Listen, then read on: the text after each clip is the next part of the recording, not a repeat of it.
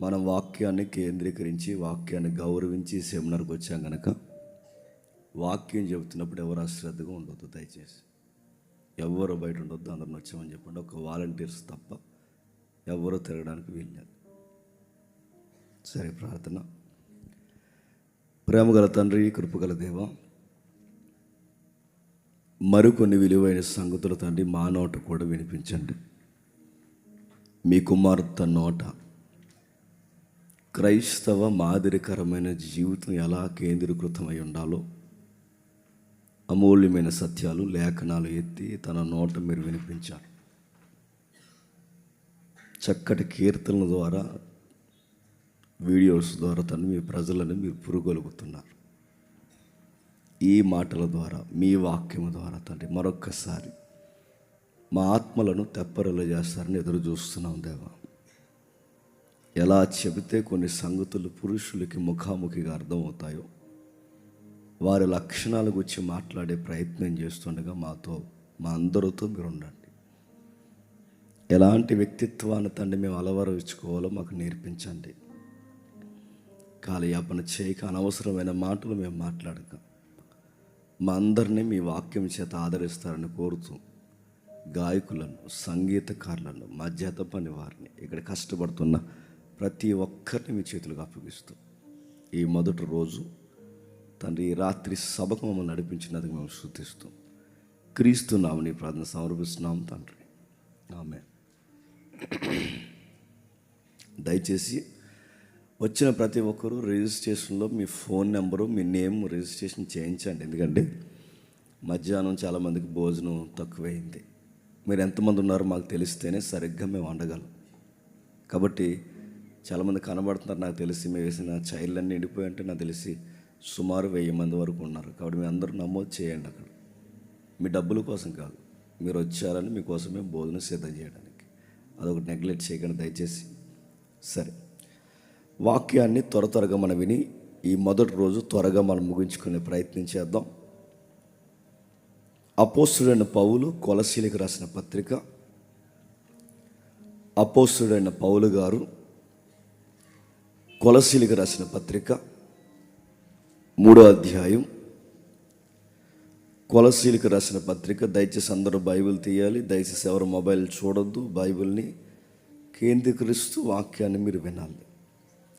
కొలసీలకు రాసిన పత్రిక 3వ అధ్యాయం 18, 19, 20, 21 వచనాలు కలిపి చదువుకుందాం. భార్యలారా, మీ భర్తలకు విధేయులయుండుడి, ఇది ప్రభువును బట్టి యుక్తమై ఉన్నది. భర్తలారా, మీ భార్యలను ప్రేమించుడి, వారిని నిష్ఠూర పెట్టకుడి. పిల్లలారా, అన్ని విషయాల్లో మీ తల్లిదండ్రుల మాట వినుడి, ఇది ప్రభువును బట్టి మెచ్చుకొనదగినది. తండ్రులారా, మీ పిల్లల మనస్సు కృంగకుండినట్లు వారికి కోపం పుట్టింపకుడి. ఆ పిల్లల్ని ఎవరైనా సైలెంట్గా ఉంచమని చెప్పండి, తమ్ముళ్ళు ఎవరైనా అక్కడ ఉంటే. కొన్ని వాక్య భాగాలు మనం ఎన్నిసార్లు చదివినా మనకు ఆశ్చర్యానికి గురి చేస్తాయి. కొన్ని వాక్య భాగాలు మనం ఎన్నిసార్లు చదువుకున్నా ముఖాముఖిగా మన వ్యక్తిత్వాన్ని ప్రశ్నిస్తాయి. కొన్ని వాక్య భాగాలు ఎన్నిసార్లు మనం కదిపినా దేవుడు మరలా నూతనంగా మనతో మాట్లాడే ప్రయత్నం చేస్తాడు. అలాంటి సందర్భాల్లో ఈ సందర్భం ఒకటి. మీరు దయచేసి పొరపాటు పడకండి. ఇప్పుడు నేను ప్రకటన గ్రంథం చెప్పట్లేదు. పగటి వేళ ప్రకటన గ్రంథం, రాత్రి వేళ మనందరికీ అవసరమైన మరికొన్ని ఆత్మీయ, కుటుంబ, నేపథ్య, భౌతిక విషయాలు గుర్చిన వర్తమానాలు. సరే, ఏం రాస్తున్నాడు ఇక్కడంటే ఒక ఫ్యామిలీ. ఆ ఫ్యామిలీలో హీరోలు ఎవరైనా ఉన్నారంటే పురుషుడు. సెకండ్ స్టేజ్లో ఎవరైనా ఉన్నారంటే స్త్రీ. నేను రెండోది బాగా వినండి. నేను స్త్రీల కోసం మాట్లాడాలనుకోవట్లేదు. రెండవది పిల్లల కోసమే మాట్లాడాలనుకోవట్లేదు. మరి దేనికోసం మీరు మాట్లాడాలనుకుంటున్నారంటే మ్యాన్హుడ్, పురుష లక్షణం. పురుషుడి యొక్క వ్యక్తిత్వం ఎలా ఉండాలి, పురుషుడు అనేవాడు ఎలా ఉండాలి, దీనిని గూర్చి బైబిల్ ఏమని మనకు సెలవిస్తుంది? ఏంటి పురుషుల కోసం బైబిల్ అంత డైరెక్ట్గా మాట్లాడిన సంగతులు ఉన్నాయంటే ఉన్నాయి. వాటి యొక్క అర్థాలు, వాటి పరమార్థాలు మనకు తెలుసుకోకపోతే రాకపోతే ఈ సమాజంలో ఒక సగటు మానవుడికి లేదా ఒక పురుషుడికి జీవన విధానం ప్రమాదకరం అవుద్దంటే అవుతుంది. నువ్వు ఫైనాన్షియల్గా ఎదగాలన్నా, మరి చెప్తున్నాను, నువ్వు ఆరోగ్యంలో బలపడాలన్నా, నువ్వు అనుకున్న లక్ష్యాలు నువ్వు సాధించాలన్నా, ఈ సొసైటీలో దేవుని చేత నీ కుటుంబం లేదా నువ్వు ఎవరైతే వ్యక్తి ఉన్నావో నువ్వు దీవింపు పొందాలి అంటే, నువ్వు బ్లెస్ చేయబడాలి అంటే ఒక పురుషుడా జర జాగ్రత్త అని వాక్యాలు చెబుతున్నాయి. ఏం చెబుతున్నాయి? పురుషులారా, భర్తలారా, ఇంకా డైరెక్ట్ మాట్లాడుకుంటే పెళ్ళైన వారులారా. కాస్తంత కొన్ని వాక్యాలు కదిపితే మగాడిగా పుట్టిన ప్రతి పురుషులారా మీకు కొన్ని విషయాలు తెలియాలి. కానీ గమ్మత్తు చెప్తున్నా, మనకి పురుషులు ఎలా ఉండాలో బైబిల్ మనకు నేర్పించే లోపే ఈ సమాజం నేర్పించకూడని అడ్డగోలు విషయాలు మనకు నేర్పించేశాయి. ఈ లెసన్ ప్రిపేర్ అవుతున్నప్పుడు నేను కూడా కనబడ్డా. ఈ వర్తమానం ప్రిపేర్ అవుతున్నప్పుడు అప్పుడే వద్దులే తర్వాత చెప్దాం అనుకుని ఈరోజు నిజానికి కాలము సంపూర్ణమైనప్పుడు తన కుమారుడిని దేవుడు ఎందుకు పంపాడన్న ఒక హిస్టారికల్ లైన్ నేను ఎత్తుకుందాం అనుకున్నాను. కానీ సహోదరుల సలహా మేరకు పబ్లిక్ వచ్చిన తర్వాత లెసన్ చెప్తాను. ప్రస్తుతానికి మనకు కావాల్సిన ఒక ఈ టాపిక్ చెప్పమన్నారు కనుక నేను ఇందులోకి దిగాను. కానీ ఎందుకో ఇది ప్రిపేర్ అవుతుంటే నన్ను నేను చూసుకున్నట్టు అనిపించింది. కొంచెం ఏముంది అందులో అంటే బాగా వినండి. దీనికోసం ఆలోచించాలా, పురుషుల యొక్క లక్షణాల కోసం. పురుషులకి ఎమోషన్స్ ఉంటాయి. ఈరోజు కేవలం పురుషుల కోసమే. పురుషులకి ఎమోషన్స్ ఉంటాయంటే ఉంటాయి. వాళ్ళ ఎమోషన్స్ ఎలా ఉంటుందో తెలిసినా అప్పుడప్పుడు వాళ్ళు గట్టిగా అరుస్తారు. ఇంట్లో నువ్వు అరుస్తావు లేదో నాకు తెలియదు కానీ చెప్పండి, నేను అరుస్తా. అప్పుడప్పుడు గట్టిగా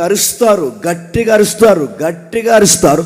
కొంతమంది పురుషులు ఎదురుగా కనబడిన వస్తువుల్ని చెప్పండి తన్నుతారు.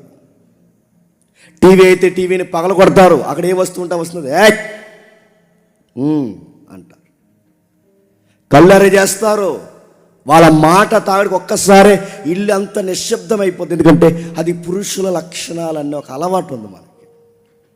మరలా అడుగుతున్నాను, ఇంత ఎమోషన్ మనం క్యారీ చేసిన తర్వాత నెక్స్ట్ ఏంట్రా అని ఎప్పుడన్నా పురుషులు మరో లక్షణం ఏంటి చెప్తున్నా, అప్పుడప్పుడు కొంతమంది పురుషులు ఏడుస్తారు, ఒంటరిగా కూర్చుంటారు, ఏదో కోల్పోయినట్టుంటారు. ఆ కోల్పోయిన తర్వాత అసలు ఏం జరుగుతుందని తనను తాను ప్రశ్నించుకున్నప్పుడు ఎందుకు కొట్టానురా అనే ఫీల్ అయ్యే విషయాలు కూడా మగాళ్ళకు ఉంటాయి. వాళ్ళ ఎమోషన్స్ని వాళ్ళు క్యారీ చేస్తున్నప్పుడు వాటిని ఎందుకు కొన్ని విషయాల్లో కంట్రోల్ చేయలేకపోతున్నారంటే ఈ సమాజం మనల్ని కంట్రోల్లో పెట్టే సలహాలు మనకు ఇవ్వలేదు. మరి ఎలాంటి లక్షణాలు ఇచ్చింది, ఎలాంటి విషయాలు మాట్లాడుతుందంటే పురుషుడికి డెఫినేషన్ ఇచ్చింది ఈ సమాజం. పురుషుడికి డెఫినేషన్ ఎలాంటి డెఫినేషన్ ఇచ్చింది? ఎలాంటి డెఫినేషన్ ఇచ్చిందంటే మగాడు అన్నాక ఆ మాత్రం కోపం ఉంటుందండి, అరుస్తాడు, కొడతాడు, అవసరమైతే గోడకేసి గుద్దుకుంటాడు. ఆ మాత్రం ఉంటుంది మగాడంటే. ఆ మీసాలకున్న పొగరు ఉంటుంది, ఆడి కండరాలకున్న పొగరు ఉంటుంది. ఆ మాత్రం అరుస్తాడు, కొడతాడు. 2 దెబ్బలు ఆడపిల్లని కొడితే ఏంటి కొడతాడు. ఈ వకాల్తా పుచ్చుకుని మనకు సలహాలు ఇచ్చే వాళ్ళు ఉన్నారు లేదా? పురుషుడు అన్నాక తిడతాడు, కొడతాడు, సంపాదిస్తున్నాడండి. ఒక మాట అంటే ఏంటండి, పురుషుడు ఇలా ఉండాలని, ఆడిలా కోప్పడాలని, ఇలా ప్రవర్తించాలని, వాడి బిహేవియర్ ఇదని పురుషులకి కొన్ని నేర్పించే సమాజం. ఈ సమాజంలో ఒక లక్షణాలు ఉన్నాయి. పాత సినిమాలు అంటే 90s టైంలో, అంటే అంకుల్ గారు వాళ్ళ టైం అలా ఆ యంగేజ్ టైంలో, ఆ టైంలో మీరు చూడండి. అంటే అప్పుడు మనం పుట్టాం వాళ్ళ యంగేజ్లో అన్నమాట. ఆ అంకుల్ గారు అక్కడ ఉన్నారు చూడండి. ఆ టైంలో అప్పుడప్పుడు ఆ సినిమాలు మనం చూసే వాళ్ళు మారకముందు పురుషుడు అనగానే ఒక అజమాయిషి, ఇంట్లో ఏదో అడావుడు జరుగుద్ది. పురుషుడు ఇంట్లో హీరో ఇలా బయటకు వస్తాడు. ఇలా బయటకు వచ్చిన తర్వాత ఇలా చూస్తాడు, ఇలా చూసి ఇలా వచ్చి అంటాడు, లోపలికి వెళ్ళు అంటాడు. అలాగేనండి అని వెళ్ళిపోద్ది హీరోయిన్ అనమాట లోపల. అదొక క్లాసిక్ సీన్ అది సినిమాల్లో. మా ఫ్రెండ్ వస్తున్నాను లోపలికి వెళ్ళంటే అలాగేనండి వెళ్ళిపోతున్నా. ఒక క్లాసిక్ సీన్ అయిన ఆ రోజులు. ఇప్పుడు చూడండి, పురుషులు సినిమాల్లో కూడా ఆధిపత్యం ఉంది, సమాజంలో ఆధిపత్యం ఉంది. పురుషుడంటే ఏంటి? అరుస్తాడు. పురుషుడంటే ఏంటి? కొడతాడు. పురుషుడంటే ఏంటి? తిడతాడు. పురుషుడంటే ఏంటి? వస్తువు పగలగొట్టేస్తాడు. పురుషుడికి అర్థాలు చెప్పింది ఈ సమాజం, అంటే అర్థాలు చెప్పింది. అందుకే చూడండి, సినిమాలు ఎప్పుడు మీరు చూడండి, పై చేయి ఎప్పుడు ఎవరిది ఉంటుంది చెప్పండి? మగాడిది. పురుషుడికి అంత పెద్దపేట ఇలానే ఉండాలని పాత సినిమాలు మొదలుకొని, పాత రచనలు మొదలుకొని, జనరేషన్ అంతా అలా ఉండాలనగానే. అందుకే చూడండి, ఆ రోజుల్లో ఇంటి వెళ్ళాలనగానే మౌనంగా ఉండాలి, ఇంటి మగాడు అనగానే బాగా అరాలి, ఆడు కనుసైగుతో అనగానే లోపలికి వెళ్ళిపోవాలి. అదో రకమైన యాటిట్యూడ్ అది. ఇలా ఉండాలని ఎవరు నేర్పించారని నేర్పించింది ఈ ప్రపంచమే నేర్పించింది. అందుకే చూడండి, ఈ ప్రపంచం నేర్పించినప్పుడు ఆడపిల్లల మీద దాడి జరుగుతున్నప్పుడు కూడా వాళ్ళని సపోర్ట్ చేసేలా ఉన్నారు. కొంతమంది మగాళ్ళు ఉంటారు, బాగా వినాలి ఇవన్నీ. ఈ స్టోరీ మీకు అర్థమైతే కొన్ని ఎదరికెళ్ళి విషయాలు అర్థమవుతాయి. కొంతమంది మగాళ్ళు ఉంటారు, వాళ్ళు ఎలా ఉంటారు చెప్పిన, ఆడు అలా ఉండాలని అలా ప్రిపేర్ చేస్తారండి. ఎందుకు ఎప్పుడు ఆడు ముఖంలో నవ్వు ఉండదు, ముడిస్ట్ ముఖం అది. ఇలా వస్తాడు, ఇంట్లోకి వస్తాడు. పోలీసుడు ఇంట్లోకి వస్తే ఎలా ఉంటుందో చెప్పండి. ఈ పెద్ద మనిషి ఇంట్లోకి వచ్చినా కూడా చెప్పండి అలాగే ఉంటుంది. ఆడు పోలీసు వాళ్ళకి ఇంట్లోకి వచ్చి, బాగా వినండి, ఆ ఇంట్లోకి వచ్చిన తర్వాత ఏయ్ ఏం చేద్దావు అని అడుగుతాడు. తిన్నావా? తిన్నానండి, పడుకో అంటాడు. ఎంత పోలీసుడు యాటిట్యూడ్ కాదు చెప్పండి.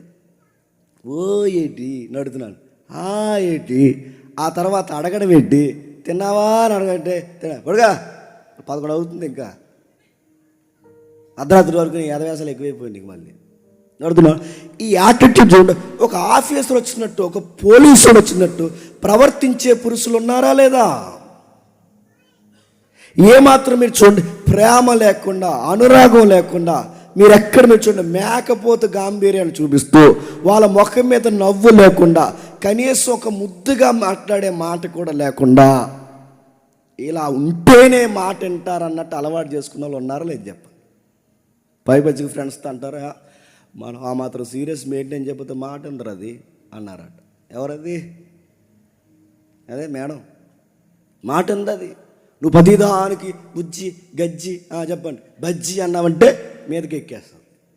అందుకు నువ్వు ఏం చేయాలి? సీరియస్గా తిన్నావా, ఏంటి, వస్తాం, కొడుగా అనాలరా, వచ్చేదన్న బుజ్జి, అలా బుజ్జి ఎలా బుజ్జి అంటే చెప్పండి, అది నీ మీదకి ఎక్కుతుంది. అందుకు నువ్వేం చేస్తావు? కంట్రోల్లో పెట్టాలి. కంట్రోల్లో పెట్టాలంటే నవ్వకెక్కువ లోకమైపోతావు. అందుకే చూడండి, చాలామంది మగాళ్ళు చూడండి, వీడు బయట అంత బాగా నవ్వుతాడు, అంత బాగా తిరుగుతాడు, స్నేహితులతో అంత బాగుంటాడు, ఆ ఇంటికి వచ్చేసరికి మాత్రం ఆ మాడు ముఖం వేసుకుని వస్తాడు. అలాగా ఆ గేటు దగ్గరే తేడా వచ్చేది వాతావరణం. ఆవిడ చూస్తే ఈవిడికి వీపోయేది, ఏంటి బండి ఎలా ఉందని ఆవిడికి టెన్షన్ వచ్చేస్తుంటుంది. ఈ టైం ఒక ఇంటి వద్ద నువ్వు ఇంట్లోకి వచ్చేసరికి నీ పిల్లలు నవ్వరు, నీ ఇంట్లోకి వచ్చేసరికి నీ భార్య నవ్వదు, నువ్వు ఇంట్లో వచ్చేసరికి నీ తల్లిదండ్రులు నవ్వట్లేదు, నువ్వు ఇంట్లోకి వచ్చేసరికి అంత నిశ్శబ్దం అయిపోతుంది. నీకేమనిపిస్తుంది అసలు ఒక పురుషుడిగా? అరే నేను ఇంట్లోకి వచ్చేసరికి వాతావరణం ఒక్కసారి నిశ్శబ్దం అయిపోతుంది అన్నప్పుడు నువ్వు పెద్ద గొప్ప అనుకుంటున్నావు. కానీ గమ్మత్తడి చెప్పనా, నీ వల్ల భయపడి చేస్తున్నారు వాళ్ళు, భయపెడుతున్నావు వాళ్ళని. కౌగిట్లోకి ప్రేమగా గొర్రె పిల్లలు రావాల్సిన అమ్మాయి భయపడుతుంది. బుడిబుడి నడకలు నడుస్తూ నిన్ను చూసిన వెంటనే నీ చిన్న పిల్లలు డాడీ అని నవ్వే నవ్వులు వాళ్ళలో కనబట్లేదు, భయపడుతున్నారు వాళ్ళు. నువ్వు బయటకు వస్తుంటే డాడీ నేను కూడా వస్తాను, నీ పిల్లలు నిన్ను చూసి అనలేకపోతున్నారంటే, నువ్వు బయటికి వెళ్తున్నప్పుడు నీ భార్య ప్రేమగా చూస్తూ వెళ్ళిపోతున్నారండి త్వరగా వచ్చండి అని అనలేకపోతుందంటే, నువ్వు ఇంట్లో ఎలా బిహేవ్ చేస్తున్నావు?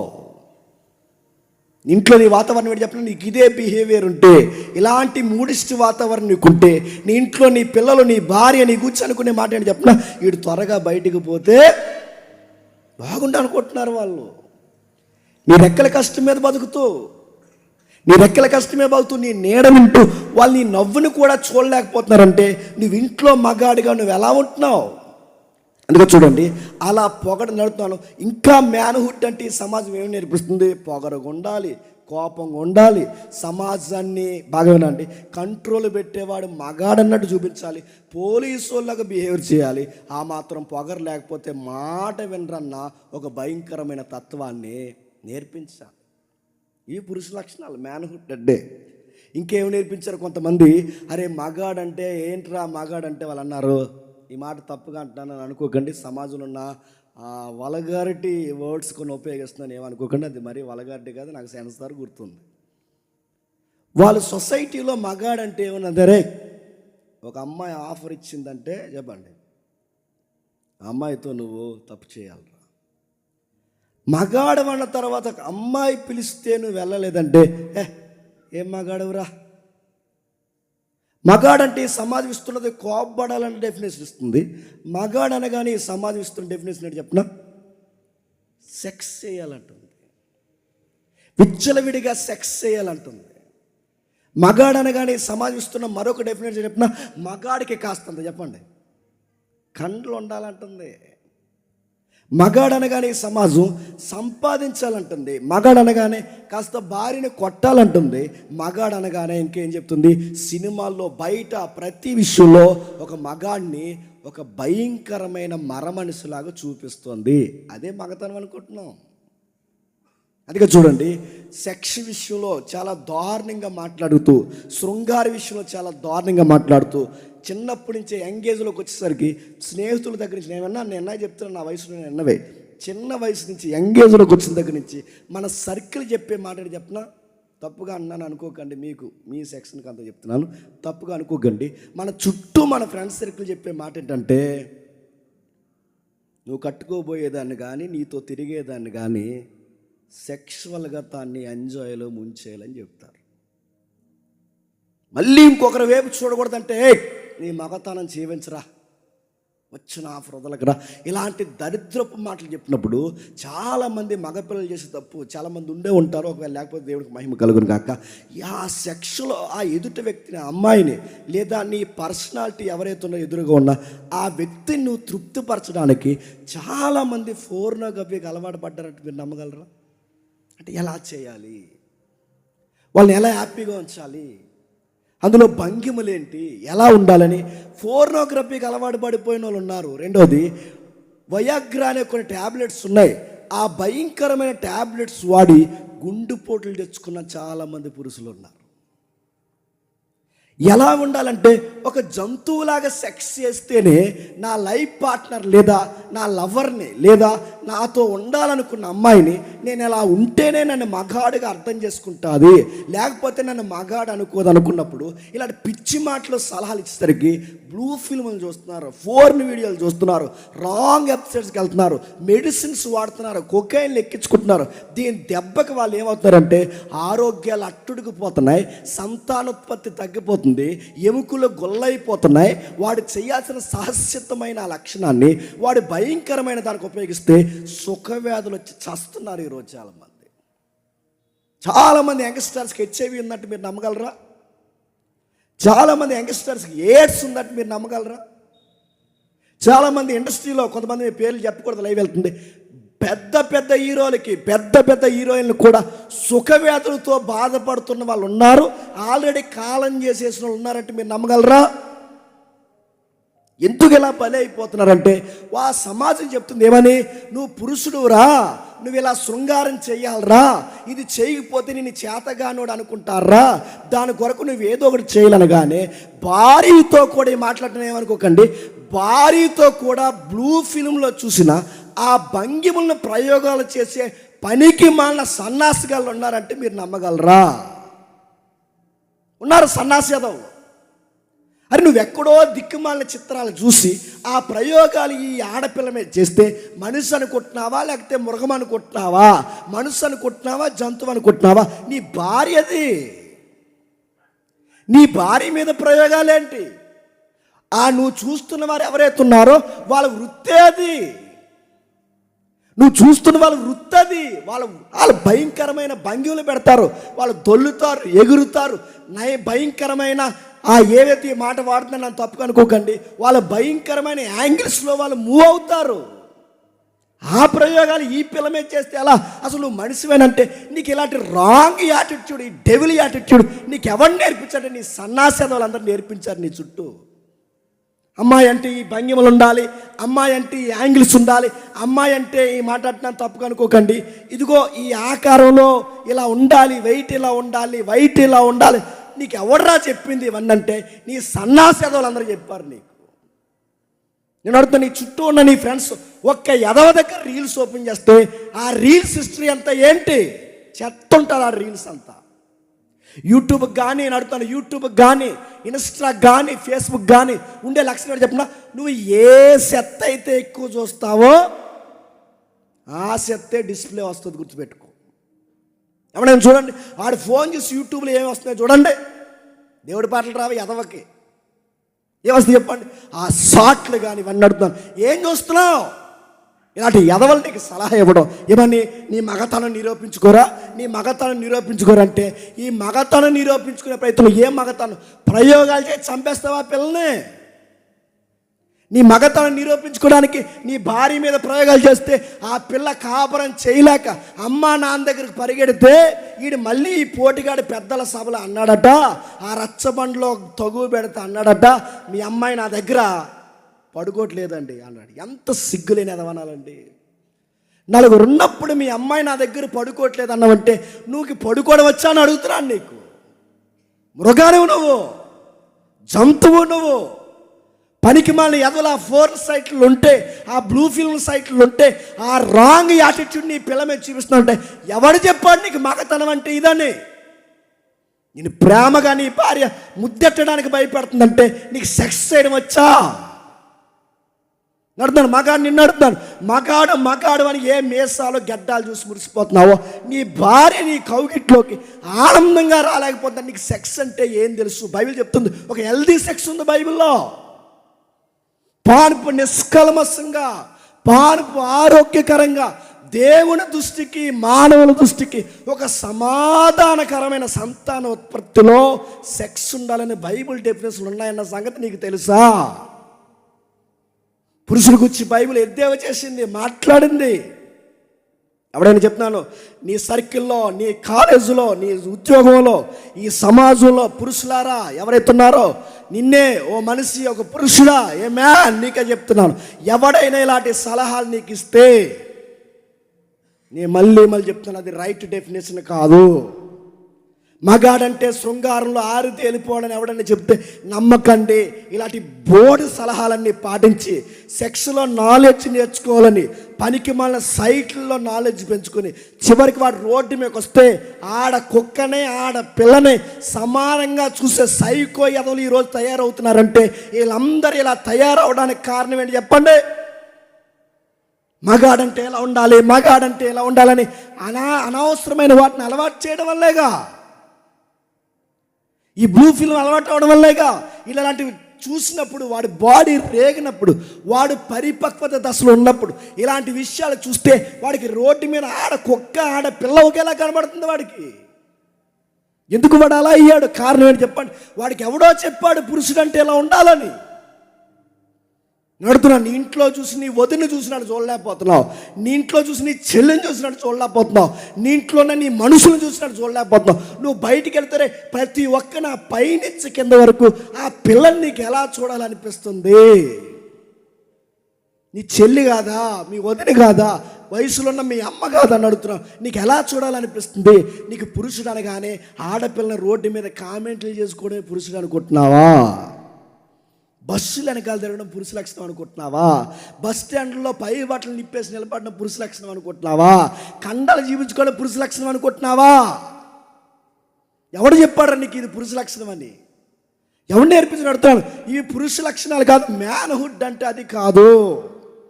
నాకు తెలిసిన ఫ్రెండ్స్ సర్కిల్ ఉంది, బాగా వినండి. కండలు పెంచడమే మగతనం అంటారు, తెగ పెంచేస్తుంటారు అవి ఇవి తాగి. ఇక్కడ ఒక ఇంజక్షన్, ఇక్కడ ఒక ఇంజక్షన్, ఇక్కడ ఒక ఇంజక్షన్. నేను చెప్తున్నాను, ఇలా ఇంజక్షన్ చేసుకున్న మా జిమ్లో ఉన్న గురువులు హార్ట్ అటాక్ వచ్చి చచ్చిపోయిన మళ్ళీ చెప్తున్నాను.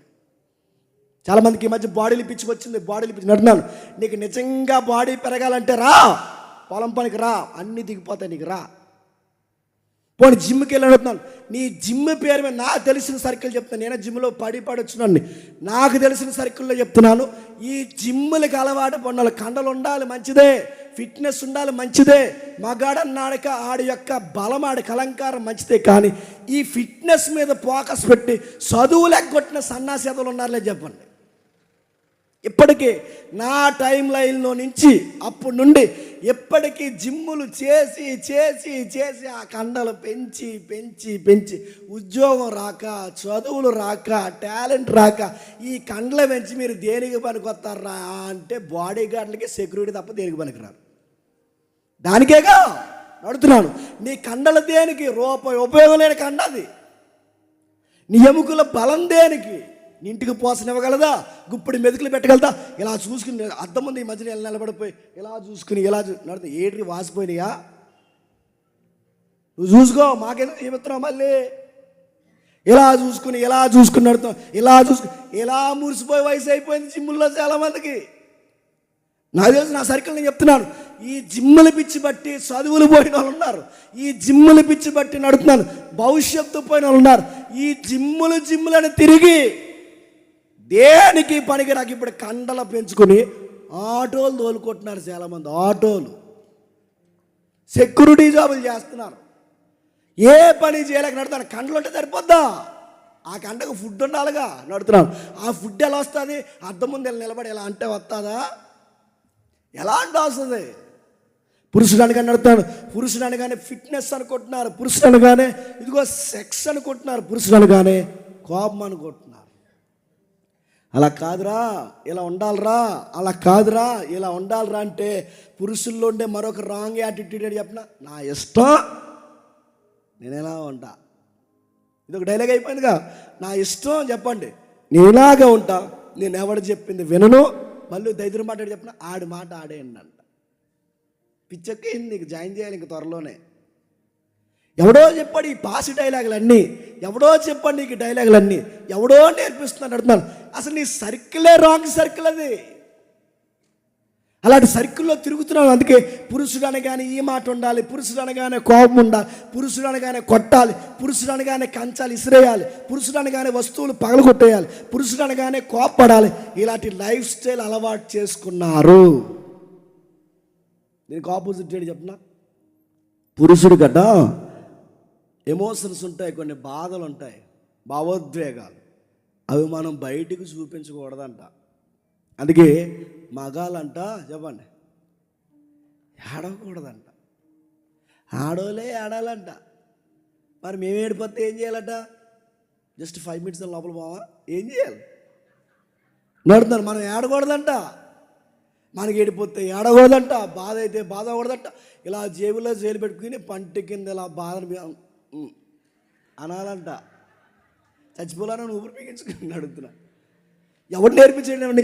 ఏడొద్దంటారు, నవ్వొద్దంటారు, చెప్తున్నాను, ఎక్కువగా ఉండొద్దంటారు, కోప్పడమంటారు, అజిమైసి చేయమంటున్నారు. ఈ ఎవరు నేర్పించారా సినిమాలు? ఈ ఎవరు నేర్పించారా కవులు? ఈ ఎవరు నేర్పించారా పెత్తందారి వ్యవస్థ? అసలు దీనికి ఆరిజిన్ ఏంట్రా? పురుష పెత్తనాన్ని చూపించే మతాలు. అక్కడి నుంచి సొసైటీ కొలాప్స్ అయింది. పురుషుడే పైన ఈ పురుషుల లక్షణాలు ఇవన్నీ చూపించి వాళ్ళ పాడైన ప్రవక్తను చూపించారు. అడుగుతున్నాను, మగాళ్ళు ఏడ ఉండేస్తున్నారా? కానీ గమ్మత్తని చెప్పిన, మగాళ్ళలో చెడ్డ గుణాలు ఉన్నాయని ఎంత వాస్తవమో, మగాళ్ళలో చెప్పుకోలేని బాధాకరమైన సంగతులు ఉన్నాయనో కూడా అంతే వాస్తవం. కొంతమంది మగాళ్ళు చాలా దారుణంగా ఏడుస్తారు. మగాళ్ళు ఏడొచ్చు అంటే నేను అంటాను, ఏడొచ్చు. కొంతమంది మగాళ్ళు ఉంటారు, ఒంటరిగా కూర్చుంటాడు. ఆడు అలా ఒంటరిగా కూర్చున్నప్పుడు ఆడు చూస్తే బాధేస్తుంది. ఎందుకు ఒంటరి కూర్చున్నాడంటే ఆడు బయటికి చెప్పలేడు ఫ్యామిలీ విషయాలు. వాడికి ఒక మెచ్యూరిటీ ఉంది. వాడు ఒంటరిగా కూర్చుంటాడు, గుండెల్లో చాలా విషయాలు దాచుకుంటాడు. ఆ విషయాలు దాచుకున్నప్పుడు వాడు ఎవరితో పంచుకున్న కుటుంబం పరుగు పోద్ది. వాడు ఎవరికీ చెప్పలేడు. మరి ఏం చేయాలంటే ఆ బాధను తట్టుకోలేక, ఆ పంటి బిగుడు వాడి బాధను దాసేసుకుని ఎవరికీ చెప్పలేక సూసైడ్ చేసుకుని చచ్చిపోతున్న మగాళ్ళు ఉన్నారంటే మీరు నమ్మగలరా?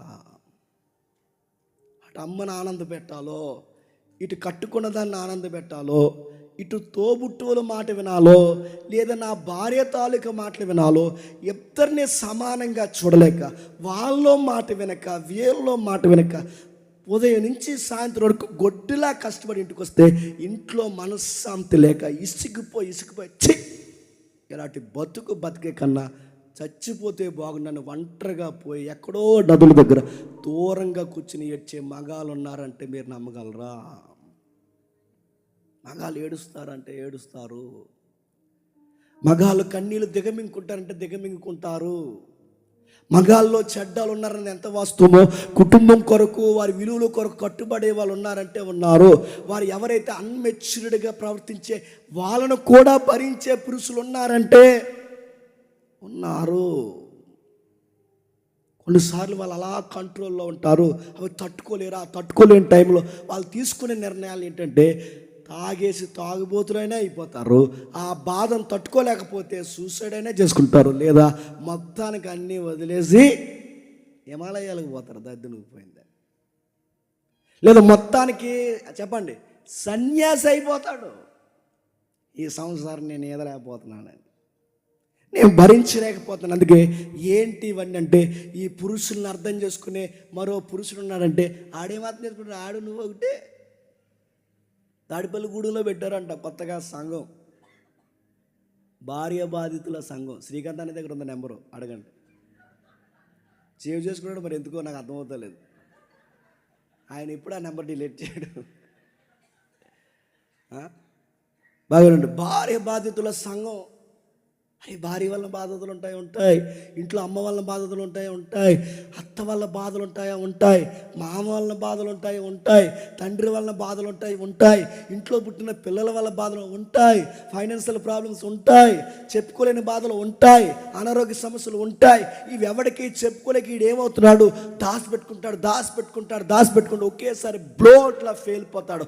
ఆ పేలిపోయిన పేలుడే చచ్చిపోతాడు, తట్టుకోలేకపోతాడు. ఎంత సంపాదిస్తే దేనికండి? నా వెనక్కున్న వాళ్ళే నన్ను అర్థం చేసుకోలేనప్పుడు.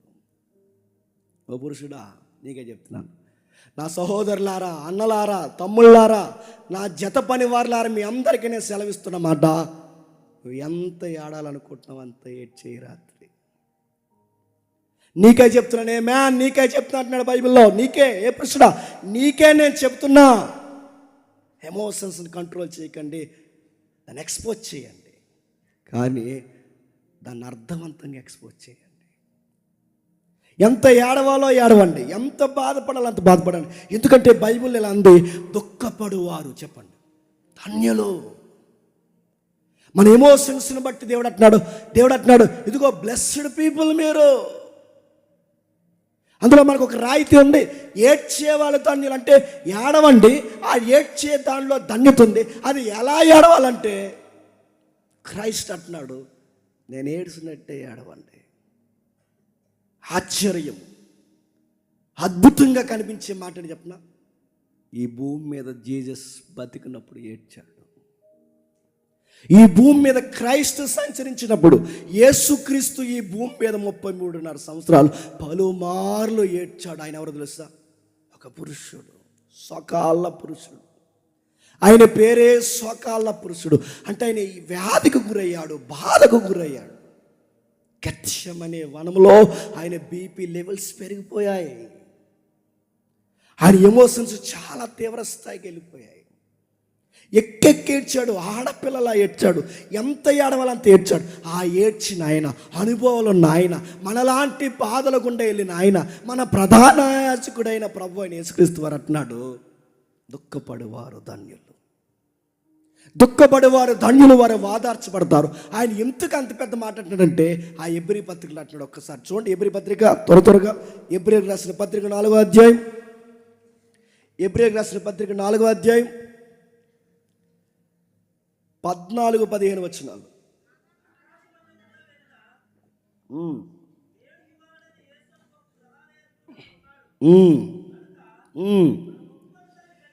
మనం ఒప్పుకొన్న దాన్ని గట్టిగా చేపట్టుతాము. మన ప్రధాన యాజకుడు మన బలహీనతల యందు మనతో సహానుభావం లేనివాడు కాడు, కానీ సమస్త విషయాల్లో మన వలనే శోధింపబడి ఆయన పాపము లేనివాడు. ఇప్పుడు చెప్పండి, ఆయనకి యాంగ్రీ ఉంది, ఆయనకి ఎమోషన్స్ ఉన్నాయి, ఆయనకి క్రైసిస్ ఉంది, ఆయనకి లోన్లీనెస్ ఉంది. ఆయన కూడా ఒక మగాడు ఈ భూమి మీద ఎంత బాధపడతాడో అంతగా బాధపడాడు. గమ్మత్తుడు చెప్పిన ఆయన సొంత సహోదరులు ఆయన అర్థం చేసుకోలేదు. తండ్రి కాని తండ్రి తనను సరిగ్గా అర్థం చేసుకోలేదు. తనకి కన్నిన తల్లి ఎవరైతే ఉందో వాళ్ళ ఇంట్లో వాళ్ళందరూ ఆయన్ని పిచ్చోడు అనుకున్నారు. తన వెనకాల పుట్టిన అక్క, తన వెనకాల పుట్టిన చెల్లుళ్ళు, తమ్ముళ్ళు మా అన్నయ్యకి పిచ్చి పట్టింది అన్నారు. ఫ్యామిలీ ప్రాబ్లమ్స్ ఆయనకు కూడా ఉన్నాయి. తన ఇంట్లో వాళ్ళు యాంటీ అయ్యారు, తన ఈదులో వాళ్ళందరూ యాంటీ అయ్యారు, తన ఊరంతా నజరేత్ ఆయనకి యాంటీ అయిపోయింది. అలాంటి టైంలో ఆయన ఎమోషన్స్ బాగా వినండి. తన ఇంట్లో ఏదో అన్నారని ఏడ్చినట్టు బైబిల్లో లేదు. తన ఊర్లో వాళ్ళు ఏదో అన్నారని ఇంట్లో వాళ్ళు, ఈ ఊర్లో వాళ్ళు ఏదో అన్నారు ఏడ్చినట్టు బైబిల్లో లేదు. కానీ ఆయన ఏడ్చాడు. తన స్నేహితులు బాగా వినండి, తను వదిలిపోయినందుకు ఆయన ఆడవలేదు, కానీ ఆయన ఏడ్చాడు. ఆయన ఎందుకు ఏడ్చాడంటే బైబిల్ అంటుంది తండ్రి చిత్తం కోసం ఏడ్చాడు, దేవుని మహిమ కోసం ఏడ్చాడు, తన తండ్రి చిత్తాన్ని నెరవేర్చడం కోసం ఏడ్చాడు. అందుకే ఏ పురుషులు ఎవరైతే ఉన్నారో, ఓ పురుషుడా నీకు నాకు చెప్తున్నాడు, నువ్వు ఏడు కానీ నీ భార్య కోసం ఏడు, నువ్వు ఏడు నీ స్నేహితుల కోసం ఏడవద్దు, నువ్వు ఏడు, నువ్వు ఎంత ఏడవాలో ఏడు. ఆ ఏడ్చేది దేవుని కోసం ఏడు, నువ్వు ధన్యుడు అవుతావు. దుఃఖపడేవారు ధన్యులంటే ఎలా ధన్యులు? నీ అప్పుల కోసం ఏడితే ధన్యుడు అవ్వు, నీ భార్య కోసం ఏడిస్తే ధన్యుడు అవ్వు, నీ ఫైనాన్షియల్ ప్రాబ్లమ్స్ కోసం ఏడిస్తే ధన్యుడు అవ్వు, నీకు మంచి భార్య భర్త రాలేనందుకు, లేదా నీ అత్తమామలు నిన్ను అర్థం చేసుకున్నందుకు ఏడిస్తే ధన్యుడు. వాళ్ళు ఏడిపిస్తారు, అలానే ఉంచు, అలానే తాయి, ఒక నవ్వు వదిలాయి. కానీ ఒక విషయం కోసం మాత్రం ఎక్కేడు. ఆ విషయం తెలుసా, దేవా ఈ బాధల్లో, ఈ కష్టాల్లో, ఈ కన్నీళ్ళలో, ఈ అర్థం చేసుకోలేని ఈ కుటుంబంలో నీ చిత్తాన్ని నేను తుదముట్టుకు నెరవేర్చలేనేమో అని ఏడుస్తున్నాను ప్రభువా అని ఏడు. ఆయన చిత్తం కోసం ఏడు, ఆయన ప్రార్థనలో ఏడు, ఆయన వాక్యం కోసం ఏడు, ఆయన మాటల కోసం ఏడు. అవసరమైతే బీపీ తెచ్చుకో. ప్రభు అయిన యేసుక్రీస్తు వారు చెమట రంధ్రాల్లో నుంచి రక్తం వచ్చిందంట అని అడుగుతున్నాను. ఎందుకు రక్తం వచ్చిందంటే ఆయన ఎందుకు ఏడుస్తున్నాడు చెప్పనా? తన భార్య మీద కోపం వచ్చి కాదు, గుర్తుపెట్టుకోండి. తనకు భార్య లేదు, తన కుటుంబం మీద అంత బీపీ ఎందుకు వస్తుంది ఆయనకి? ఆయన ఏ చెట్లని గుద్దలేదే, ఆయన ఏ గోడల్ని గుద్దలేదే, ఆయన ఏ వస్తువుల్ని తన్నలేదే, ఆయన ఎక్కడ ఎవరి మీద గట్టిగా అరవలేదే. ఆయన గట్టిగా అరిసరిసి ఏడుస్తున్నది ఏదైనా ఉందంటే ప్రార్థనలో, నా దేవా నా దేవా నా దేవా, ఈ శారీరకమైన కష్టంలో, ఈ మానసికమైన ఇబ్బందుల్లో, ఈ సమస్యల్లో దేవా నేను చేతులెత్తి అరుస్తున్నాను ప్రభువా, ఈ పాత్ర నేను పోషించలేమని భయం వేస్తుంది. నీ చిత్తమైతే ఈ పాత్ర కొంచెం గ్యాప్ ఇవ్వు, లేదా ఇది మోయిట నీ చిత్తమైతే మోయగలిగే శక్తి నువ్వు ప్రభువా. నేను అడుగుతున్నాను, మగాళ్ళందరిని అడుగుతున్నాను, ఎప్పుడన్నా దీనికోసం ఏడ్చారా? పిల్ల తిట్టింది అని ఏడిసే వాళ్ళు ఉన్నారండి, సన్నాసి గల్లా అందరూ. పోయిడితే ఇలా ఏడుతున్నాడు, ఒకటి ఎలాగ మా ఆవిడకి తిడుతుందండి పూలు పండి, మీ ఆవిడ ఏడుతారా? ఆడు ఎవడో ఫోన్ చేశాడు, ఫోన్ చేసి మొన్న ఇప్పుడు చేశాడు, నా పక్కన ఒకరు చేసినప్పుడు అని మా ఆవిడ ఆవిడ మాట అనబోదు, నేనేం చేయను చెప్పు, ఇదే అడిగాను నేను. మాట అంటలేదని ఆడాడు, ఆడకరా చిరాకు ఉంది, ఆవిడ మాట అడుగుతున్నా, ఏం చేయమని, ఏం చేస్తావు? ప్రార్థన చేయ ఆవిడ కోసం, ఏం చేస్తావు? వదిలేమని చెప్తావా? బయటపడమని చెప్తావా? మా ఆవిడ మాట పిల్లం కొట్టిందని ఏడ్చు, దానికి ఆడొచ్చా? మేనహుడ్ అది, పిల్లం తిట్టిందని ఏడొచ్చా? అత్త ఏదో అందని ఏడొచ్చా? మామేదో అన్నాడని ఏడొచ్చా? అప్పుల కోసం నడుతున్నారు, మగాడి ఇటు కోసం ఏడొచ్చా? చికా కనిపించట్లేదు నడుతున్నాను. వాళ్ళు ఏడ్చే కొద్ది గుర్తుపెట్టుకోండి. విన్నాను, నేను నీ కోసం ఏడాను చెప్పండి. నా దేవుని చిత్తానికి నువ్వు అడ్డొస్తున్నందుకు నీ కోసం కూడా ప్రార్థన చేసి ఏడుస్తానే తప్ప నీ మాటలకు నేను ఏడవను. నువ్వు తెచ్చిన ఫైనాన్స్ ప్రాబ్లమ్స్ నా బుర్రకి పిచ్చెక్కిపోతున్నా ఈ ప్రాబ్లమ్స్ కోసం నేను ఎందుకంటే నా ఏడుపు, నా కన్నీటి బట్టు ఇలువ నాకు తెలుసు. నా దేవుని కోసం తప్ప నేను దేని కోసం ఏడవను. స్వకాల పురుషుడు మనకు నేర్పిస్తున్న మోడల్ ఏంటో తెలుసా? దేవుని కోసం ఏడవండి. ఆయన అనుభవం లేనివాడు కదట, మన ప్రధాన యాజకుడు అనుభవం లేనివాడు కదట. మన వలే సమస్త విషయాలలో శోధింపబడి అనుభవం లేనివాడుగా లేడట. మన వలే అన్ని విషయాల్లో గుర్తుపెట్టుకోండి, అనుభవం ఉన్నవాడు కనుక మన అందరికీ చెప్తున్నాడట, మీకు ఏ బాధ ఉన్నా ఆయన అన్నాడు, నన్ను చూడండి, శ్రమలను జయించే శక్తి వస్తుంది మీకు. ఒక ఉదాహరణ చెప్పి నేను త్వరగా ముగిస్తాను. మనం పడుతున్న బాధలకి, ఇబ్బందులకి, సమస్యలకి, దుఃఖానికి, సంతోషం లేని పనులకి, భ్రమపరిచే కొన్ని కార్యాలకి, ఇవన్నీ పురుషుల్లో ఈ సమాధానం లేని ప్రశ్నలతో ఉర్రోతులుకుపోయి జీవితం అయిపోయిందిరా అని కృంగిపోయేవారు ఎవరైనా ఉంటే, ఈ ఫోటో ఎందుకని నాకు దొరకలేదు, యుఎస్ఏలో, United States of America, Mister Wang evangelist pastor garu అన్యాయంగా తనకు వయసుకు వచ్చిన కొడుకుని ఒక పనికి మాలినోడు చంపేశాడు. మిస్టర్ వాంగ్ ఆ దైవజన్ యొక్క కొడుకుని చంపేశారు దారుణంగా. వాంగ్ వచ్చారు, పర్మిషన్ తీసుకున్నాడు, ఆఫీసర్ని బతుకులాడుకున్నాడు. ఆ చంపేసినోడికి కోర్టు పనిష్మెంట్ ఇచ్చింది, వాడికి జీవిత ఖైదీ చేశారు. ఆ జీవిత ఖైదీ చేసిన వాడిని పలకరించాలి, నా కొడుకుని చంపునోడు నేను చూడాలనుకుంటున్నాను, దయచేసి నాకు పర్మిషన్ ఇప్పించండి అని అడిగాడు. వాంగ్ లోపలికి వెళ్ళాడు, జైలు లోపలికి. నీకు పెరోల్ మీద బెయిల్ పెట్టించి నేను బయటకు రప్పిస్తాను. కానీ నా కుమారుడు వయసే నీకుంది, నా కుమారుడిని ఎందుకు చంపావని నేను అడగట్లేదు, నా కొడుకుని ఎందుకు అంత చిత్రవద గురి చేసి చంపేశాను నేను అడగట్లేదు. కానీ ఒక మాట నేను అడుగుతున్నాను, నువ్వు ప్రభు అయిన యేసుక్రీస్తు వారిని రక్షకుడిగా అంగీకరిస్తావని అన్నాడంట. ఖైదీగా ఆశ్చర్యం వేసింది, ఏంటి నీ కొడుకుని చంపిన విషయాలు నువ్వు డిస్కషన్ చేయకుండా నువ్వు నమ్మిన దేవుడిని నమ్మమని ఎలా అడుగుతున్నావంటే, మరో మాట కూడా నేను అడుగుతున్నాను, నేను బయటికి రప్పిస్తాను నా కుమారుడా, నాకు ఎలాగూ కొడుకు లేడు కనుక, జరిగింది హిస్టరీలో మీరు చదువుకోండి కావాలంటే, నాకు ఎలాగూ కొడుకు లేడు కనుక నువ్వు బయటకు వచ్చిన తర్వాత నువ్వే నా కొడుకుగా ఉంటావని అడిగాడంట. ఆ మాటకు సలించిపోయాడు ముద్దాయి. నీ కొడుకుని చంపి నన్ను కొడుక అని పిలుస్తున్నావు, నీ కుమారుని చంపి నన్ను కుమారుడు అని పిలుస్తున్నావు, నాకు బెయిల్ పెడతానంటున్నావు, నన్ను బయటకు తీసుకొస్తానంటున్నావు, నన్ను బయట పడేస్తానంటున్నావు, పైగా ఒక మాట నన్ను అంటున్నావు, ఐ అడాప్టెడ్ టు యూ, నిన్ను నేను దత్తత తీసుకుంటాను అంటున్నావు. ఈ లవ్ ఏంటి నాకు అర్థం కావట్లేదు అన్నాడు. అప్పుడు ఆయన అన్నాడు, నీకన్నా ఘోరాతి ఘోరమైన హంతకుడిని, పలుమారు అనేకుల్ని మాటలతో చంపేశాను నేను, నా జీవిత భాగస్వామిని, నా స్నేహితుల్ని పలుమార్లు ఆత్మీయంగా నేను చంపేశాను. ఈ హంతకుడిని ప్రేమించిన ఆ దేవుడు నాకు ప్రేమను చూపించాడు కనుక, మైసాన్ నేను నిన్ను కూడా ప్రేమిస్తున్నాను, నా కొడుకుగా ఉంటావంటే ఏడ్చి కాలు పట్టుకుని, జీవితంలో ఎంత పెద్ద తప్పు చేస్తే నాకు అర్థమవుతుంది, నేను చచ్చినంత కాలం నేను నీ కొడుకుగానే బతికేస్తానని కొడుకు అయిపోయాడు ఖైదీ. నేను ఒక విషయం చెప్తాను కదండి,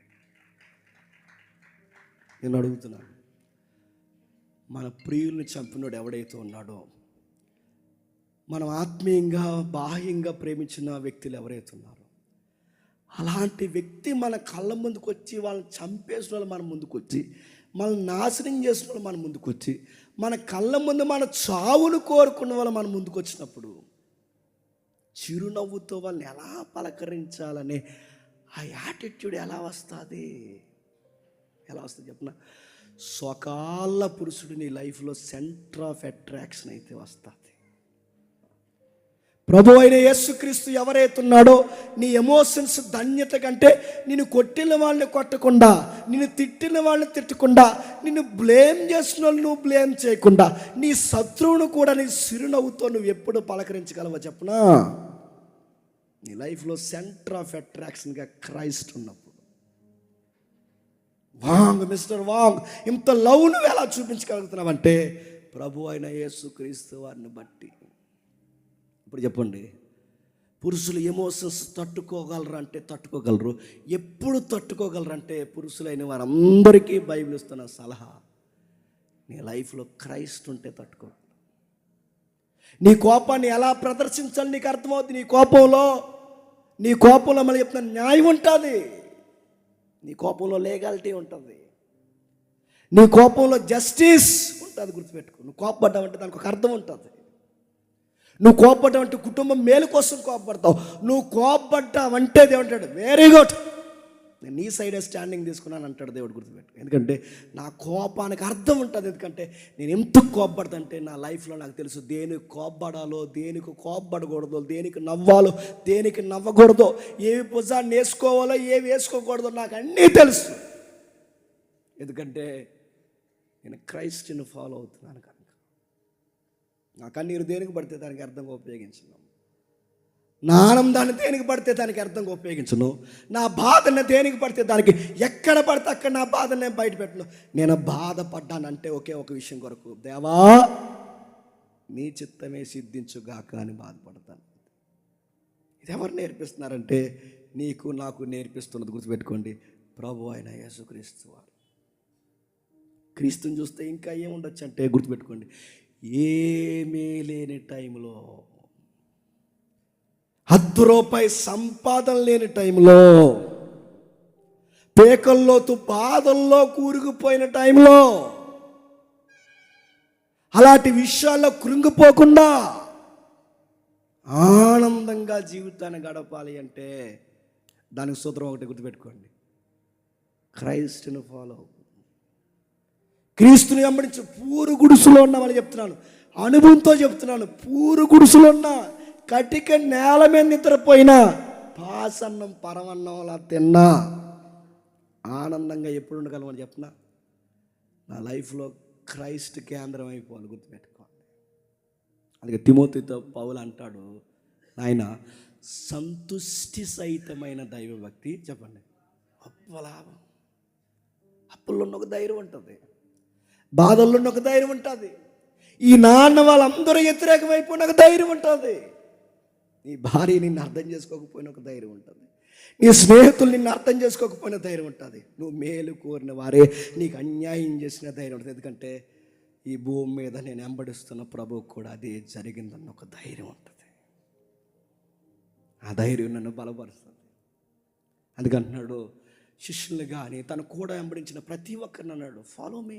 ఫాలో ఇమ్మంటే వెనకాల రమ్మని కాదు, నేను ఎందుకు ఏడుస్తున్నానో గమనించండి, నేను ఎక్కడ ఆనందం పొందుతున్నానో గమనించండి. నాలా ఉండడానికి నా యాటిట్యూడ్ మీరు అలవాటు చేసుకోండి.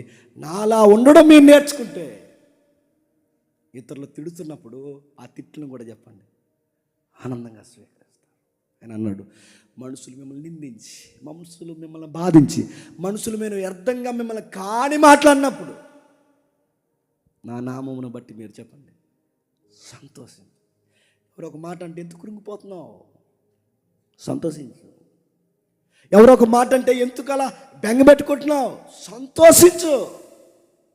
అంటారు, ఇప్పుడు వీళ్ళు కాకపోతే రేపు వాళ్ళు అంటారు, వాళ్ళు కాకపోతే వీళ్ళు అంటారు, వీళ్ళు కాకపోతే వీళ్ళు అంటారు, వీళ్ళు కాకపోతే వీళ్ళు అంటారు, వీళ్ళంతా నాకు తంటాయి కూర్చుంటారు అంటారు. కానీ అనని, నన్ను నిన్నైనా అనని, కానీ ఒకటి మాత్రం ఫిక్స్ అయ్యా, నన్ను పిలిచిన వాడు నమ్మదగిన వాడు, నన్ను విడవడు ఎడవాయుడు.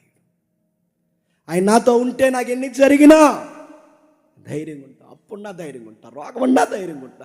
నన్ను అందరూ వదిలేసి ఒంటరిగా పోయినా ఆ చెట్టు కింద కూర్చుని ఒక మగాడిగా బిక్కుమని నా మోకాల్లోకి నా తలకాయ దించుకుని నేను కృంగిపోయి నా గడ్డం కింద చేతులు పెట్టుకుని నేను దిగేలుగా ఉన్నా. నాకు ఎక్కడో తెలియని ధైర్యం ఏంటి చెప్పిన, నా క్రైస్ట్ నాతో ఉన్నాడు. అందుకే ప్రభు అంటున్నాడు, నా నామం నిమిత్తం మిమ్మల్ని అన్నప్పుడు గంతులేయండి, సంతోషించండి. నా కోసం బతుకుతున్నప్పుడు మీకు వ్యతిరేకతలో ప్రారంభం, మీ కుటుంబంలోంచి మీకు వ్యతిరేకతలో ప్రారంభమైనప్పుడు మీరు ఎగిరి గంతేయండి. నేను త్వరలోనే రాబోతున్నాను, వాని క్రియ చెప్పిన ప్రతి వానికి ప్రతిదండన చేయబోతున్నాను. నీతియుక్తంగా బ్రతికిన వానికి నీతి కిరీటాలు అనుగ్రహించడానికి త్వరలోనే. ఆ ఒక్క హోప్ మళ్ళీ చెప్తున్నాను, ఆ ఒక్క నిరీక్షణ, ఆయన ఇచ్చిన మాట ఏదైతే ఉందో దేన్నైనా జయించేయాలనిపిస్తుంది. నా బాస్ నన్ను తిట్టినా నాకు బాధ అనిపించదు. నా లైఫ్ పార్ట్నర్ నా కోసమే సెట్గా మాట్లాడినా నాకు బాధ అనిపించదు. నా స్నేహితులు నా మీద కాని మాటలు మాట్లాడినా నాకు బాధ అనిపించదు. నాతో నిద్రపోయి, నాతో తిని, నాతో ఉండి ఎవరైతే ఉన్నారో నా స్వజనులు నాకు వ్యతిరేకమైపోయి నాకు బాధ అనిపించదు. ఎందుకు చెప్పనా? అందరూ నన్ను విడిచిపోయినా చెప్పండి, దేవా నీవు నన్ను విడిచిపోవు. పురుషుడంటే ఎలా ఉండాలి? సెక్స్ కాదు. పురుషుడంటే ఎలా ఉండాలి? ఫిట్నెస్ కాదు. పురుషుడంటే ఎలా ఉండాలి? ఫైనాన్స్ మాత్రమే కాదు. పురుషుడంటే ఎలా ఉండాలి? పరలోకమందున్న దేవుడు పురుష లక్షణాలతోనే పిలువబడ్డాడు గనక, ఆయన పురుషుడుగానే తనను తాను పరిచయం చేసుకున్నాడు గనక, ఆ దేవుడు భూమి మీదకి వస్తే ఆయన ఎలా ప్రవర్తించాడో అలా ప్రవర్తిస్తేనే వాడు సంపూర్ణమైన పురుషుడు. ఆ పురుషుడు ఎలా ప్రవర్తించాడు చెప్పిన? శత్రువులను కూడా సంతోషంతో పలకరించాడట. ఆ పురుషుడు ఎలా ప్రవర్తించాడు తెలుసా? ఎక్కడ ఏడవాలని తెలిసి ఆయన కోసం మాత్రం ఏడ్చాడట. ఆ పురుషుడు ఎలా ఉన్నాడంటే, ఈ భూమి మీద తలవాల్చుకోవడానికి చోటు లేకపోయినా, ఆయనకి గుప్పెట స్థలం ఆయనకి లేకపోయినా చెప్పండి, నిండుగా బతికేసి వెళ్ళిపోయాడు. ఎవరు చెప్పండి? పురుషులు అనగానే సంపాదించాలంటే సంపాదించాలన్నా గంజా వ్యాపారం పడి ఎదవా. సంపాదించాలి, అలానే అడుగులు ఎదిగిపోతావా? పురుషుడంటే సంపాదన అయితే ఎలాగోలాగా ఎదిగాలని గంజా వ్యాపారం దొరికేసిన వాళ్ళు లేరు. పురుషుడు అనగానే సెక్స్ అనగానే సుఖవేదలు తెచ్చుకుని చచ్చిన వాళ్ళు లేరు. కుటుంబానికి అంటించిన వాళ్ళు లేరు. పురుషుడు అనగానే కోపాన్ని ప్రదర్శించడమే కుటుంబం అనుకుని ఆవేశంలో భార్యని చంపేసిన వాళ్ళు లేరు. పురుషుడు అనగానే ఇలానే ఉండాలి, వస్తువుల్ని గిరాయి అన్నప్పుడు ఆ గిరేసిన వస్తువులు తగలకూడని చోట పిల్లలు తగిలి చనిపోయిన పిల్లలు లేరు. దాంతో ఈ సమాజం రాంగ్ డెఫినేషన్ చెప్తుంది పురుషులు అంటే. కానీ బైబిల్ చెప్తుంది పురుషుడు అంటే ఎలా చెప్పిన, ఇదిగో ఒక దేవుడు ఒక రోజు ఇలలోకి వచ్చాడు, ఆయన పురుష ఆకారంలోకి వచ్చాడు. ఎలా ఉండాలో పురుషులందరికీ చెప్పండి ఒక రోల్ మోడల్ చూపించాడు. పురుషులారా మీరు అన్ని విషయాల్లో చెప్పండి, మీ భార్యని చెప్పండి ప్రేమించండి. అన్ని విషయాల్లో అంటే అన్నీ, ఏటని అడగండి బ్రాకెట్లో. అన్ని విషయాల్లో. ఎన్ని విషయాలు అంటే అన్నీ.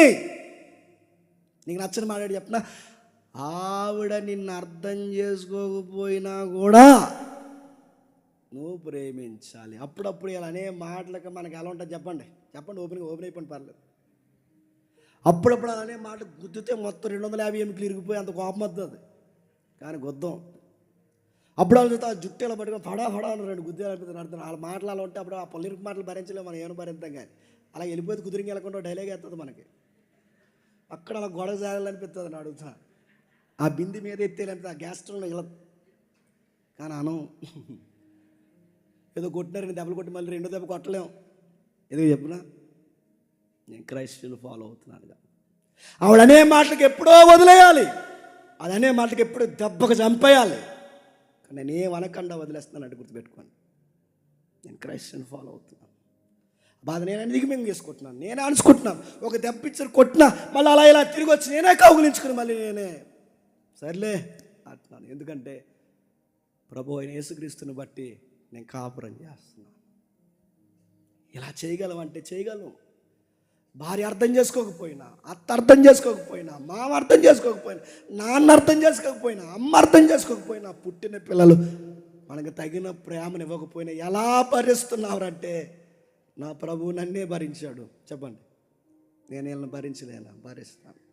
నాకు ఓపిక వచ్చింది ఆయన బట్టి, నాకు అర్థం చేసుకొని వచ్చింది ఆయన బట్టి. తన సంఘాన్ని భరించిన ఆయన నా సంసారాన్ని కూడా చెప్పండి భరిస్తాను.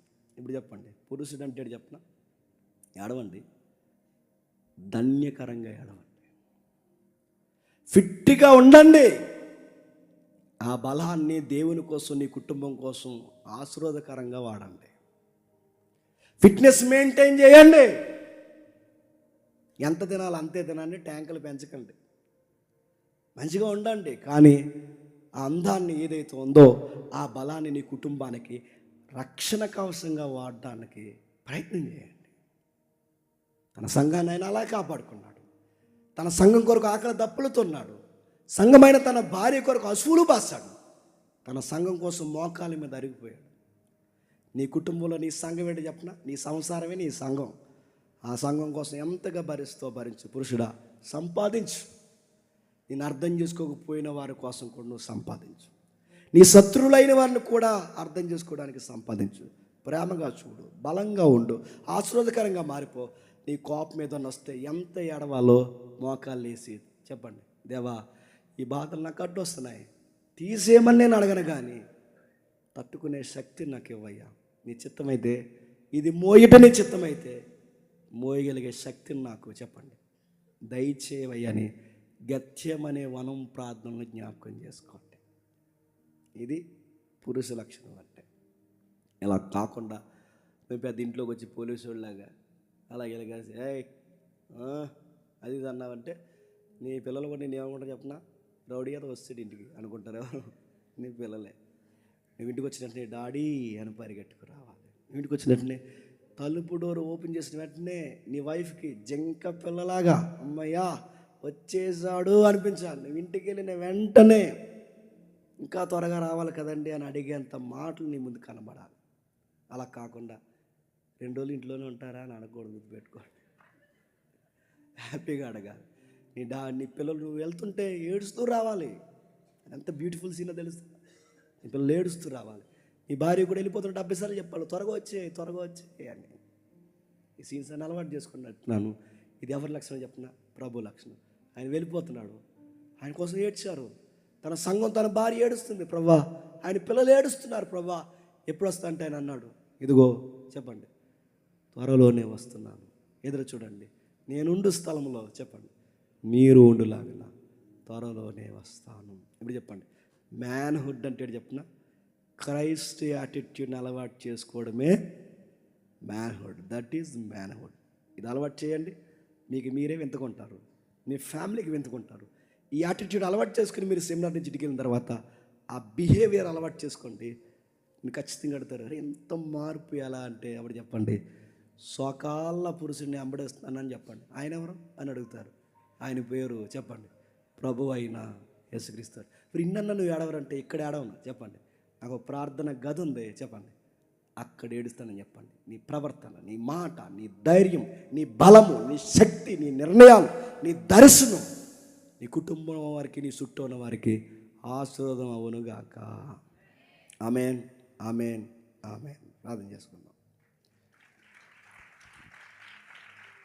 Thank you. ప్రార్థన చేసుకుందాం. ప్రేమగల తండ్రి, కృపగల దేవ,